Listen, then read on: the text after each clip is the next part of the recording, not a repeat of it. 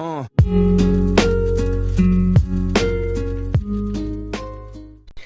everybody, this is Robin's Breaking Gun Reviews. Just before we get into this video, I just want to say if you like the content on my channel, please hit that like button. Also, if you're not a subscriber, please be a subscriber and join in the fun. We're almost at 1,000 subscribers, and any help I could get would be really happy. Wow. Would be really appreciated. So with me screwing that up, enjoy the review. Have a great day. Rocket. They've been talking and hyping this part of it for a really long time now. It feels like a really long time. But none of the covers have... He's not dead, okay? He's not dead. But like in the one where it's like the death of Rocket Raccoon and it's like shows his paw with blood. He didn't die in that issue. It's like they don't want you to forget that they're going to kill Rocket off. Or maybe they just really want you to think they're going to kill Rocket off. It's one of the longest deaths. This is like the death of Wolverine, like long. But with Donny Cates still at the helm for another 2 issues after this, I'm still on board with this story. I'm really liking it. I'm also liking how it kind of ties in with Old Man Quill's storyline.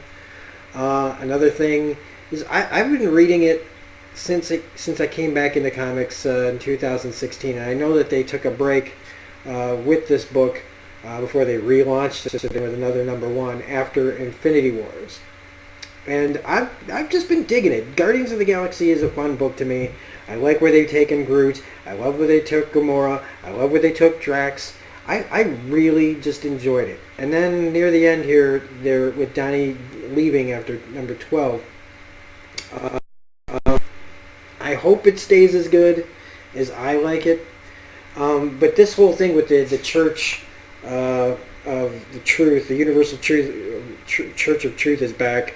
And like in Old Man Quill, they're still around. So it's like, okay, even if they win here, but although the Old Man Quill is in the Badlands universe, so, you know, everything kind of happened different, I guess, there. But last issue, Drax the Destroyer came out of Cocoon. We don't know if it's our Drax or a different Drax or whatever, but we get the beginning. This also ties into Thanos, actually. Oh, dang it.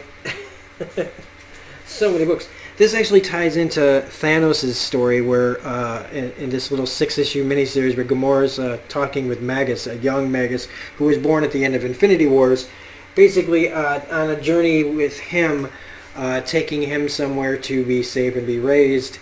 And in that course of the story, she's kind of talking about how she was raised, and then she drops him off. Well, we get the prologue to that story where he ends up here, but it kind of like undercuts, like, I don't know if that's the right word I'm looking for, but like what happened in that book where immediately after she leaves him there, right, everything goes bad. Like, we just get this, like, the Cliff Notes version of this. Of the people that were there think that he's the problem, and they go ahead and they attack him, kind of bringing out the monster that he wasn't yet. That they thought because of the way he was in his last iteration, he's going to be the same way. And by doing so, they quickly kind of create little, you know, cosmic Damian Wayne, I guess you could call it. Now, I don't think he's, in this book, where we leave off with him, like, saying what he did. It kind of feels like somebody who just didn't know what else to do. But that, you know, the monster is there. But I don't think he's necessarily needing to be a monster, and I definitely don't think this story needs him to be a monster yet. I think he needs to be the person that kind of saves everybody. And so we have this where Rocket and Dragon, you know, I forget what her name is, but Rocket and Groot and them kind of recruiting him. And poor Rocket, man, I mean, they really draw him. There's a Corey Smith that draws this. Yeah, they really make Rocket look really bad. Like, it's impressive how decimated they make him look in this. Like, look at him here in, like, the bottom part of the book. Like, just, oh my God, poor Rocket. And them just trying to convince him that he needs to help them out. We also find out in this whole series of events that he can't live outside this machine anymore. that if he doesn't go in there, if he comes out of it, he's going to die. And so we have that part of the story, and then we have this part of the story where Peter is facing. I like the way that this Drax looks compared to the last art. This makes me think of Infinity Gauntlet more than anything, like the way Drax used to look. And Peter's father saying, like, hey man, that's not your Drax.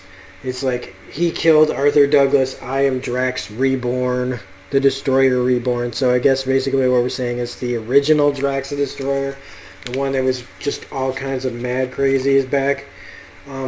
Whether or not, though, that's just part of like the experiment or whatever. We get to see they're all in these cocoons coming out fighting Peter.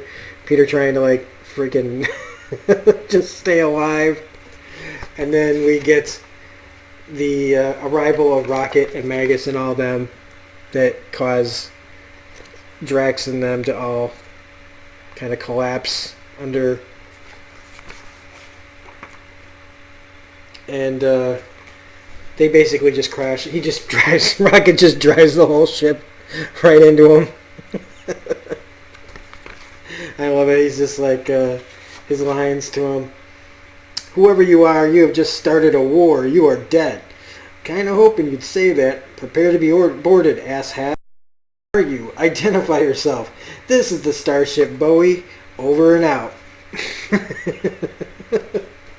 And so Rocket does what he does best and just crashes right into the whole place. And Magus now showing up at the end saying, hey, I think we're going to need you guys to bow before me. And so it's a pretty fun issue. I like, if you like Guardians, this has been a fun ride with Donny Cates, and I'm really curious to see how this is all going to play out. Hopefully they don't do another number one and they just continue the storyline, just the number, or just if they're not gonna continue it, they want to, instead of doing another number one, go Legacy number, which is number 160. Otherwise, Guardians of the Galaxy number 10 is a lot of fun. I highly recommend, if you can, pick up any of the back issues of this whole run. It's a lot of fun. We only got 2 more issues, though, of Donny Cates, and then we're going to see what happens after that. So, this is Robin Smirking Under You saying, if you like this review, please hit the like button, comment, share, subscribe, all that jazz. Otherwise, we'll be back with more comic reviews later. Have a great one.